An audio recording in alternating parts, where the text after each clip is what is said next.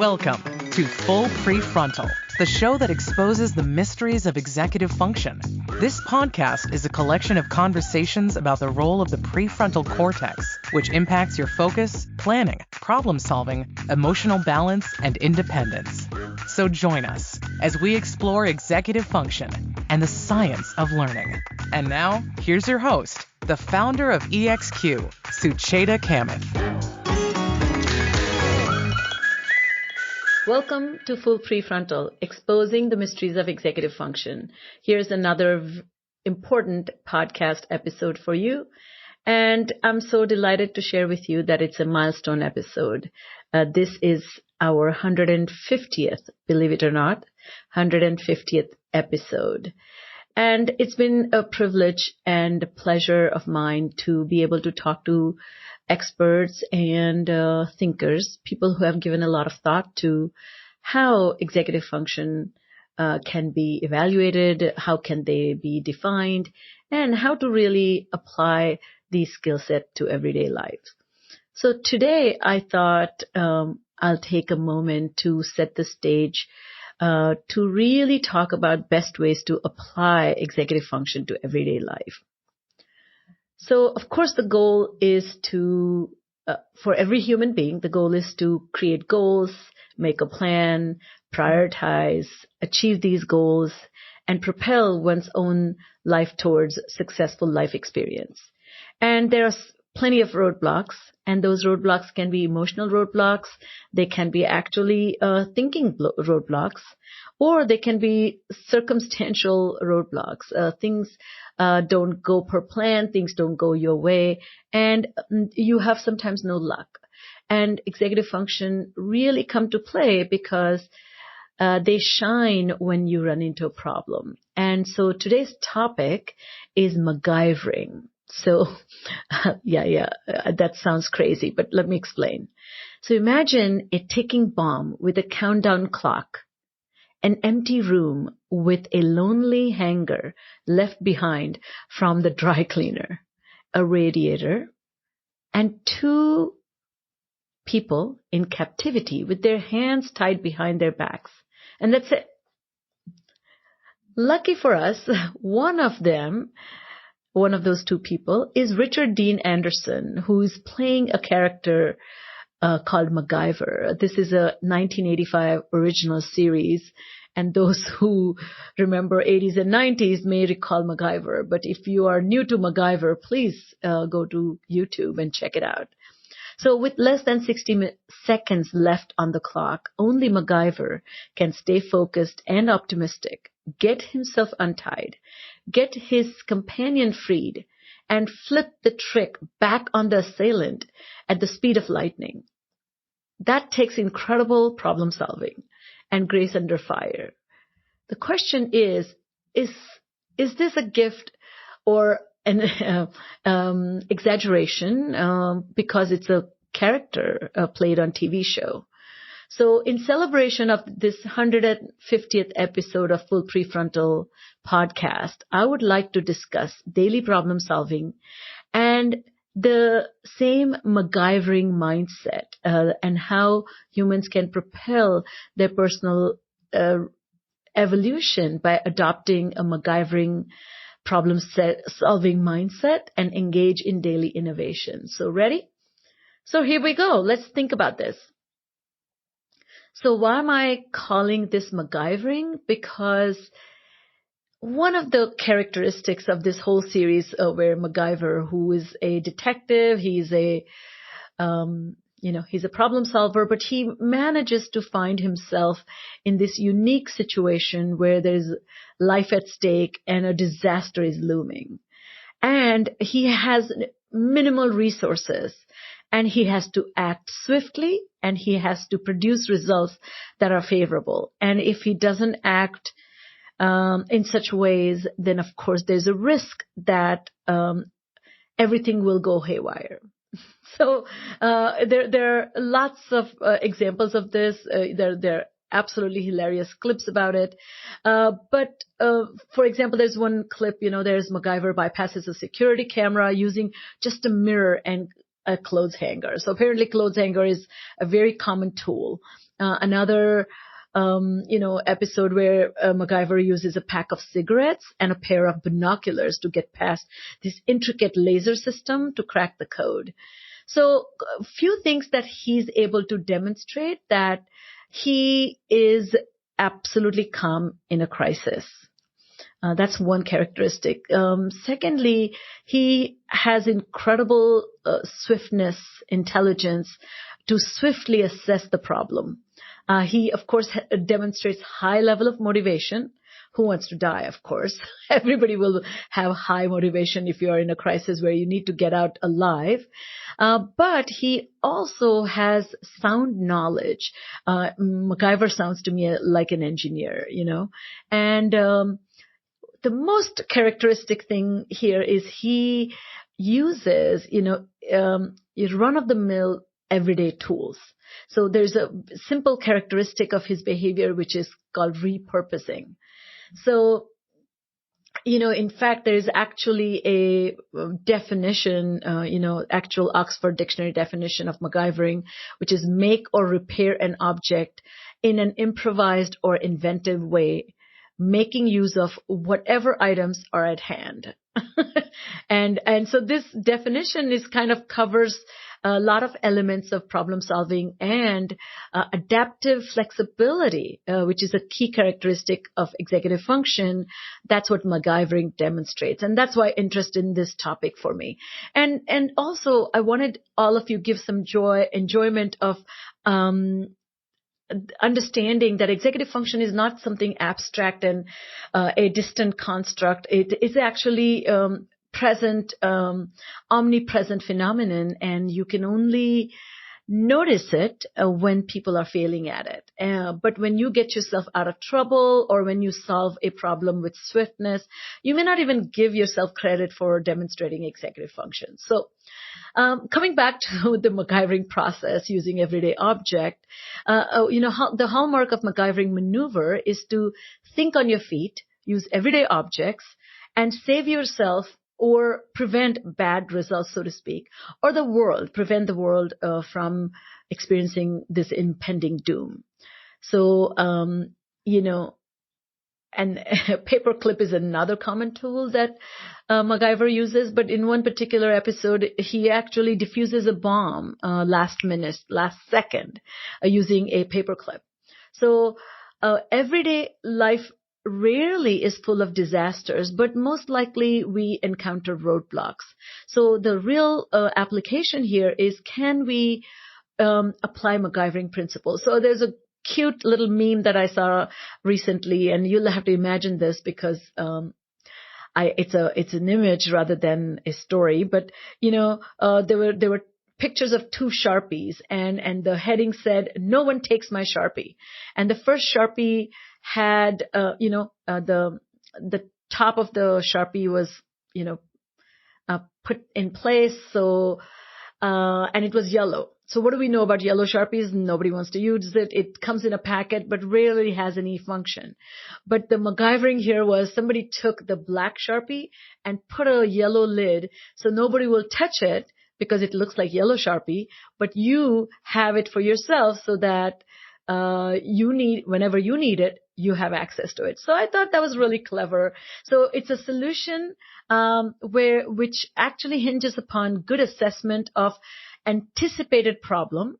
It also requires being clever and creative, but most importantly, there's a simplicity to it. There's a genuine human innovation there by deploying forethought. So those are some of the features of this type of problem solving.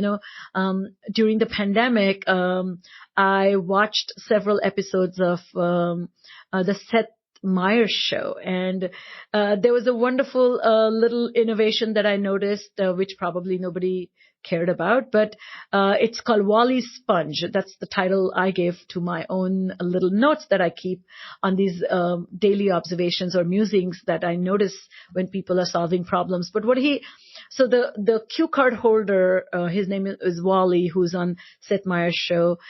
He actually used to lick his fingers to turn the cards, the cue cards that he was holding. But when the pandemic happened and you had to wear a mask and he had a face shield, how would he wet his fingers to go to the next cue card? So what he did is he attached a little tiny sponge to his face mask, wet sponge, and then he would rub his finger on the wet sponge and use that wetness to flip through these sticky pages. It was so clever. So there's a modification of a technique or a need. There's a need, there's a problem, and the solution is very simple. It's maybe temporary, but it is also doesn't require investment, a large investment. Another cute example, while the COVID-19 was raging, I saw a little a news clip that, in the Children's Hospital at Vanderbilt, patients and families had to wear masks, and the caregivers were wearing masks while working with children. So a group of nurses came up with a beautiful hack, a little simple solution. They made buttons of their own faces, and they began to wear it. So they called it a button project at the Monroe Carroll Jr. Children's Hospital. Or at least the headlines read that. What was so clever about that is, again, you assess the need. The need is to wear the mask. Need is the children get to have a personal relationship as they're going through painful experience of having to fight an ailment. How do we connect, and how do we emotionally connect? How do we connect, entire treatment or our relationship as caregivers relies on being able to express your face. So when you're deprived of that, they came up with the button idea. And then as time passed by, I also saw some additional innovation where people actually came up with the see-through transparent parts to the masks where you could see people's lips and see them smile, so that there's some sense of connection. So that is a lovely way to think about this MacGyvering process. So as we talk about problem solving, I want to also introduce this idea of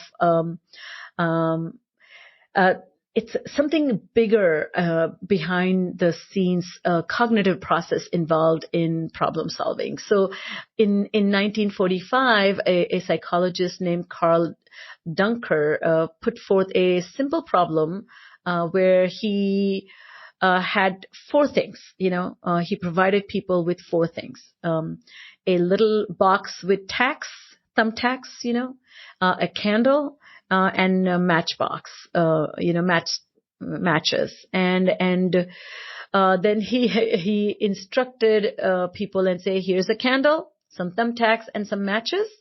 Your job is to attach the candle to the wall so the wax doesn't drip on the table. That's it.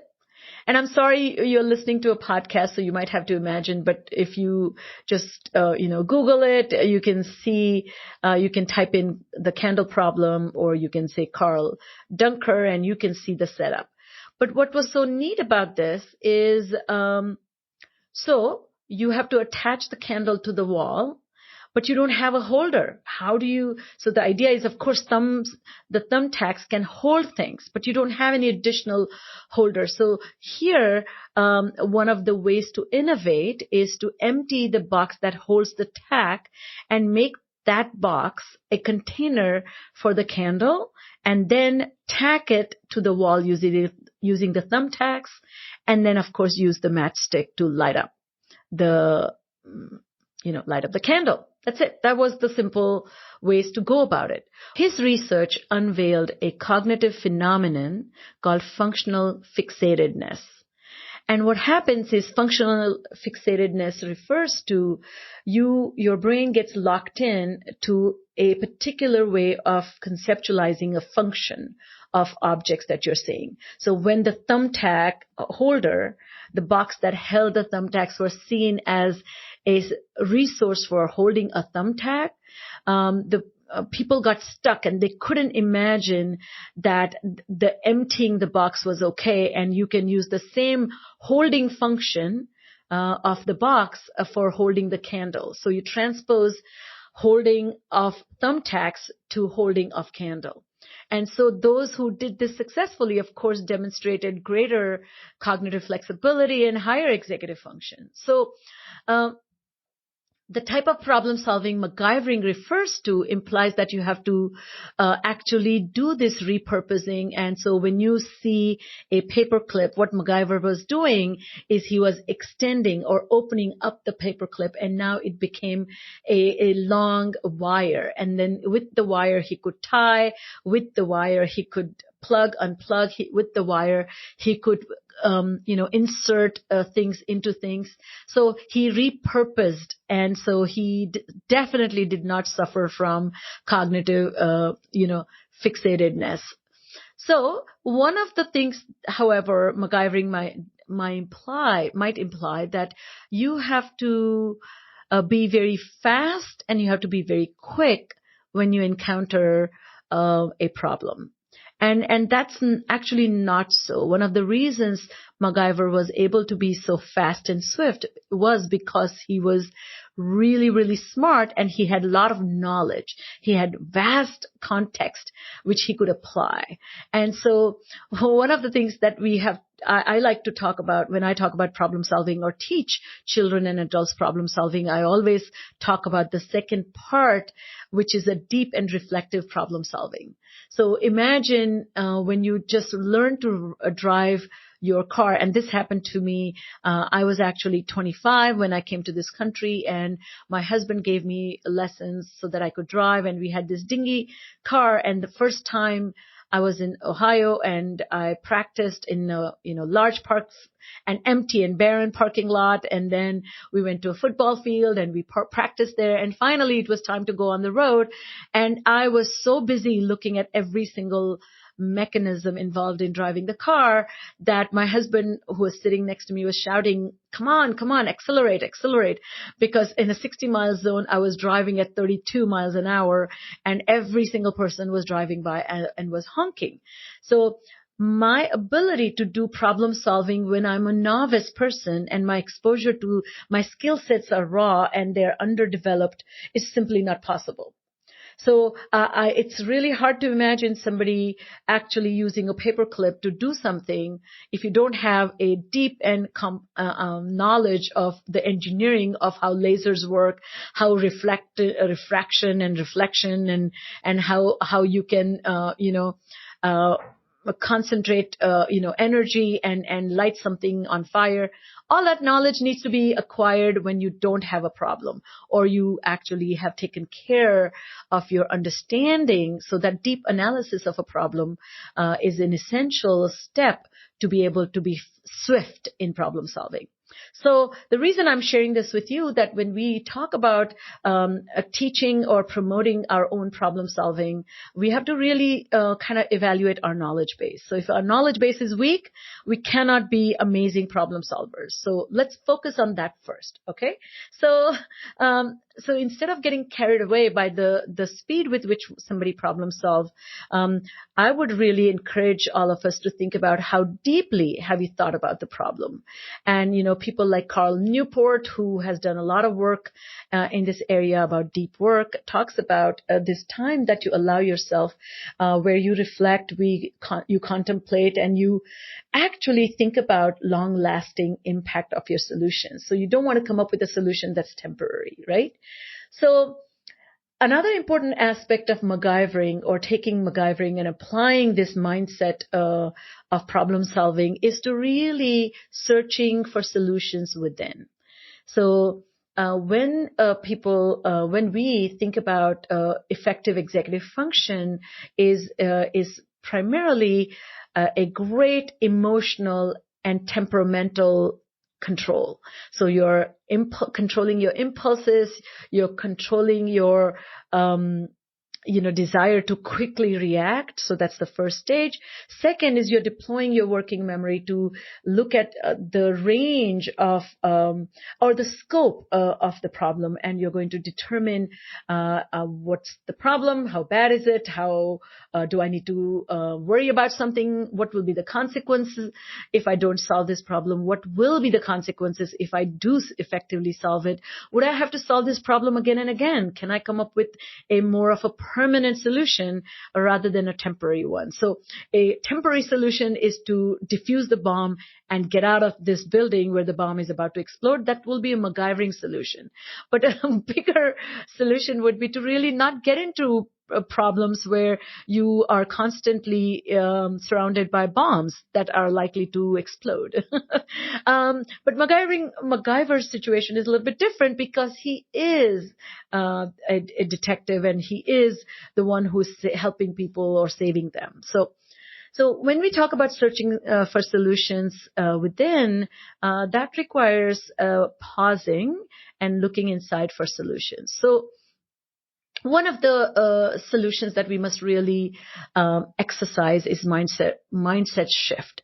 And so looking at obstacles as an opportunity is a remarkable seed for problem solving. So problem solving is how you go about it. But before you go about it, you need to have a mindset of, will I be going about it differently? So when I work with people, one of the things that I really help people is help learners to look at the problem as an opportunity for self-improvement. And what is that opportunity look like? So number one is to say, when I face a problem, I get irritated and I find it very annoying, or I get impatient, or I get frustrated. So if you are that person who gets annoyed, frustrated, and irritated, then your likely attitude to any problem is, I don't want to have a problem. Well, then you don't want to breathe, or you don't want things to surprise you. Well, that's just not possible. Life is full of surprises, and it is really truly impossible for us to avoid problems altogether. What we can avoid is cognitive fixatedness or mental inflexibility or rigidity. So since MacGyvering is making or repairing an object by improvising things from the environment in an inventive ways, or there's another definition, which is repurposing and solving problems with situational innovation. So why not make use of whatever items and whatever access to people that we have? I like to, in my work, call on my street committee. So what's a street committee? Street committee is trusted advisors that you can always depend on and run your approach to problems so that they can say, I would do the same. Or they can say, no, I do it differently and here's how. So this is an important way of activating your inner compass of aligning your solutions with a consensus of effective problem solving, so that solutions can have permanent impact, or solutions will lead to not the reoccurrence of the problem. So now, just going back to another feature of MacGyvering process is the concept of presence of mind.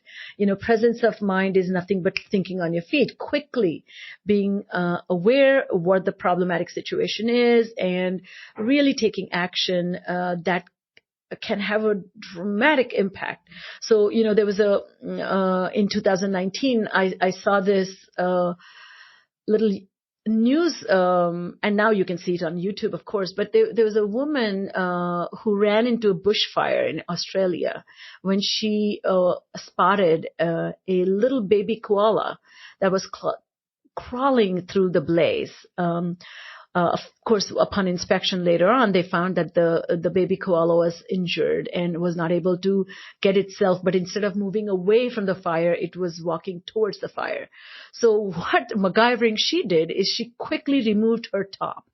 And in her bra, she jumped into, the bushes where the fire was about to spread, and wrapped the baby koala around using her top, and safely brought back to safety. And of course, and then she ran to her car, and then she found a bottle of water, and then she cooled off, and then of course the koala was taken to the hospital, and they found that the baby koala had suffered severe burns on his feet and chest and stomach, and then eventually needed some treatment. But it survived. It survived because of the presence of mind that this woman exhibited, which did require her to think about repurposing her shirt as a protective shield.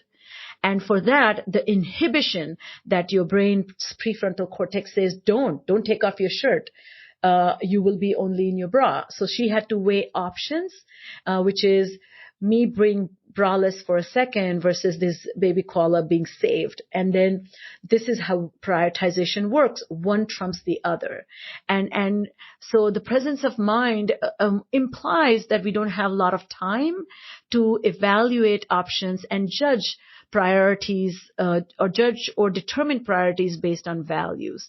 And that's why when your values are higher values, you're likely to circumvent the decision-making process, because then the driving force will be doing the right thing.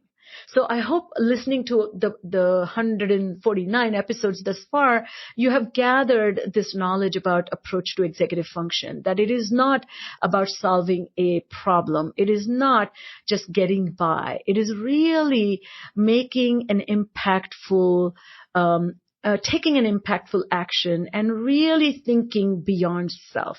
Let's take another example. There was a story that I don't remember, but I think it was in 2015. This was a story about two 11-year-old boys. One's name was Tom Said and Charlie Lockwood. They both were, playing in the local pool, and they noticed that one of their fellow schoolmate, was lying on the bottom of the Tarragon pool, and they thought it was very odd. So one of the boys quickly acted, and he and his friend pulled this boy out, and of course they saved his life. Where the lifeguard jumped in, grabbed him, brought him to the edge, and then, of course, resuscitated, which saved the boy's life. So that's a presence of mind. So you're playing around in the pool, and you have to determine what's a playful act and when the line has been crossed into a dangerous. Laying still is something, boys and girls, little kids can say, I'm pretending to be still at the bottom of the pool as a joke, as a play. But this little boy had the presence of mind to say, wait, this is not how it's supposed to be. And instead of pondering over it, he acted. And the risk here is the comparison I'm going to give you is the risk of being braless. Because one of the reasons there's something called bystander effect. That means sometimes people don't take actions because they are afraid their actions will be judged to be inappropriate, or they may be considered too bold and cross this social acceptability filter. And so I think in dangerous situations, we have to kind of take those risks. And this is what I would also, when I do my work, I talk about, higher goals trump lower goals. And what I mean by that is that children, to activate their moral compass, to activate their decision making, they have to think about who am I helping? Who am I preventing from getting hurt? So when you activate that lens, you're likely to put aside this awkwardness that you might feel that, oh my God, am I the only one? Or what will people say? People might laugh that you're too anxious. Well, sometimes, yes, that can be hit or miss, but sometimes it can be incredibly helpful step that you can take. So continuing with this idea of presence of mind, there was a story about a woman, Linda Doughty, I think, and she is a marine biologist, and she has been in this profession for 20 years, but then eventually, as a lover of marine life, began to notice, she's from Maine, began to notice some of these seals that were getting washed off to the shore. And so she launched this, so she now runs a hotline and brings these marine creatures, and apparently 95% of them turn out to be seals. And so she has now created this amazing process of satellite tagging and then eventually nursing them to health, and then eventually releasing them back. And so all this effort began by observing a problem around her life, around her, and applying her expertise to it. So the reason I'm giving now, I'm pivoting here a little bit because it's not about presence of mind. Presence of mind is an immediate, urgent, quick problem solving, but there is a long-standing history of solving problems by really taking a look of assessing your environment and assessing your knowledge set and saying, is there anything I can do with my knowledge, my expertise? And so this is another thing when we work with children, we need to really think about that. We are so focused on getting their homework done, making sure that they become good students, but we don't necessarily nurture their problem-solving mindset. Am I impactful is one of the things that the children should be taught to think. And impactfulness is not, yes, when you do your homework, the impact on the family is that there's less, aggravation, there's more cooperation, and you're helping the family so that you're not a burden on your older brother or sister or your parents who are really stretched thin by having to take care of so many other things. So yes, there's cooperativeness that can lead to taking care of your business as a student. But when we talk about problem solving is to really, how am I helping? And how can I be of use to somebody and something? So that's really a really important part about, beyond MacGyvering. And so now I want to talk about the last part of this MacGyvering concept. And I'm going to bring in an Indian concept called Jugaad. I'm not sure if you have heard the term, if you're new. It has been popularized by some marketing researchers. In 2012, there was a book that was published called Jugaad Innovation, a frugal and flexible approach to innovation for the 21st century. It's written by 4 authors, and Rajo is one of the authors. And it's interesting, actually the concept has now been officially studied. There are enough research articles that talk about it, but Oxford Dictionary has now included this word, and it is defined as a flexible approach to problem solving that uses limited resources in an innovative way. So going back to that paperclip and magnifying glass and a camera and a hammer and a hanger, part of MacGyver's technique. But this is actually talking about real application and even in a marketing context. So the informal meaning of the word includes such as workarounds or life hack or a quick fix. And, just simply, I want to read you the table of content. If you have not read the book, it's a fantastic book. I highly recommend. But the table of content, for example, is, the first is Jugaad, a breakthrough growth strategy. Principle 1 is seek opportunity in adversity. Principle 2, do more with less, and so on and so forth. So I want to talk a little bit about that. I grew up in India. I came to US when I was 25, and one of the things, being frugal and being savvy was really, really important to my cultural experience. And I came from middle class India, and there were no ample resources to waste, including water. I remember, did I have shower in my bathroom?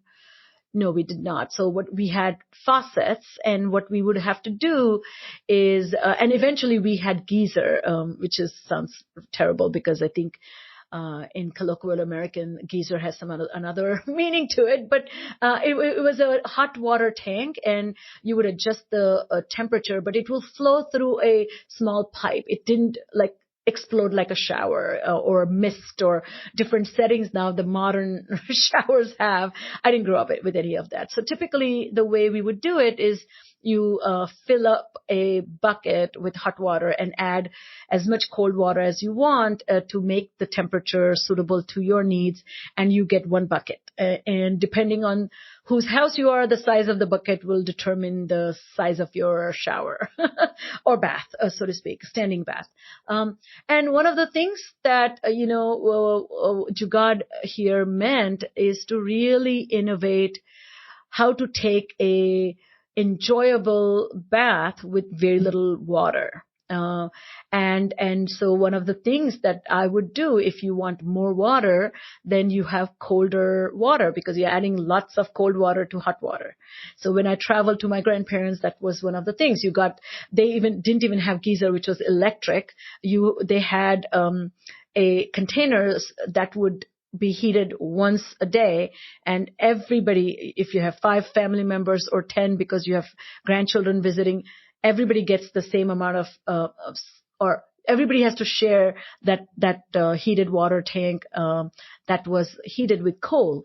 Anyway, the reason I'm saying all this to you guys is Jugaad means making the most with the least amount of resources in an innovative way to solve problems or to minimize the impact of discomfort or create more harmony and ease of life for everybody. So, there are pictures and myself seen it, I've read about it, is attaching diesel engines to carts, the carts that you pull with hands and create, ingenious versions of transportation that is operated now with a motor. And we don't have to go and leave the country. Another example of Jugaad was a laugh box. Charles Douglas was the inventor of laugh box. And what he did, he was a television engineer, and he was producing shows, and he realized that we don't have to wait for people to laugh or to have people who were the audience members find things funny. So that what he introduced is recorded laughter. And as the show was being produced and recorded, he would drop these lines inciting laughter, because there's a psychological phenomenon where you feel, wow, so many people found it funny. It must be funny. It's me who's not finding it funny. So you join. So what they found, that people's enjoyment equation changed by adding the laugh box or the, fake.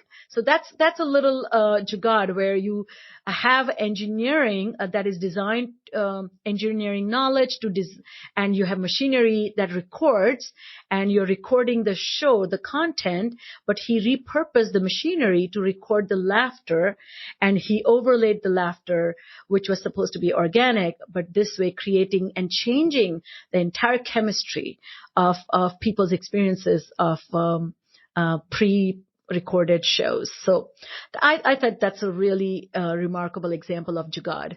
The author, Navi Raju, he's a French-American scholar who wrote the book he's one of the co-authors or lead authors on Jugaad. He says, we are entering what I call the age of convergence, in which first world and third world issues are converging to create problems without borders. And in that context, I really feel that we need to create a generation of problem solvers who not only think deeply about the problems, assess the impact of problems if unsolved, and also determine the positive impact of the solutions they create, but also learn to think on their feet. So there's a lot of components of executive function involved here: resiliency, flexibility, and then you add context of access of resources. Frugality and simplicity can result from it. But more importantly, the Jugaad principle tackles 2 higher order thinking skills and higher order human skills, which is empathy and compassion. So your solutions can have an impact on the world. And so this is really, really critical, because we're talking about the world with massive resource constraints. And the world is managing to meet its goals by doing this repurposing and adjusting and innovating in these spaces. And America may be falling behind because of our abundance, underutilized abundance. And I'm not talking about poverty in America, and I'm not expressing disregard to the poverty of America, but I'm talking about the mindset that when all the things are in place, I'm will be capable of functioning optimally. We need to encourage our kids to perform optimally under all circumstances by empowering their and deploying inner engineering by adjusting attitudes and removing inflexibility and really taking charge of one's own humanity and innovation. So as I conclude, I want to say innovation is a key. Pinnacle of human ingenuity would be to apply these principles of MacGyvering to social and economic injustices. And I have witnessed this myself. Mahatma Gandhi's Satyagraha movement, the non-violent violence movement, was a Jugaad. It was a innovation in a under-resourced circumstances, and by creating resistance, so a unique and innovative ways to solve a problem to neutralize the impact of powers of oppression. So I will end with one of the blogs that I read in preparation of this podcast by Reena Arya, who wrote The Extent of Protracted Problem Solving, Availability of Resources, and Durability of These Examples Problematize Their Conceptualization as Examples of Jugaad, even though they strive for core features integral to Jugaad, namely frugality and inclusivity. So I love that, inclusivity. So please take a moment to introspect your own life circumstances of daily problems. Ask yourself, am I able to yield best results with limited resources? And are my resources limited because I am harboring a mindset of limited resources? Because the abundance is within me. And as I create solutions, I hope I am also committed to inclusivity. So with that, I would love to end this podcast. If you love what you listen, please subscribe. Please write us a review. Share your thoughts. Reach out to me. My email is Sucheta, Sucheta, at exqinfiniteknowhow.com. Thank you so much. Thank you for listening to Full PreFrontal, exposing the mysteries of executive function. To contact your host, Sucheta Kamath, and learn more about her work on improving executive function, visit her website at exqinfiniteknowhow.com. That's www.exqinfiniteknowhow.com. Tune in next week for another informative episode of Full PreFrontal, hosted by the founder of EXQ, Sucheta Kamath.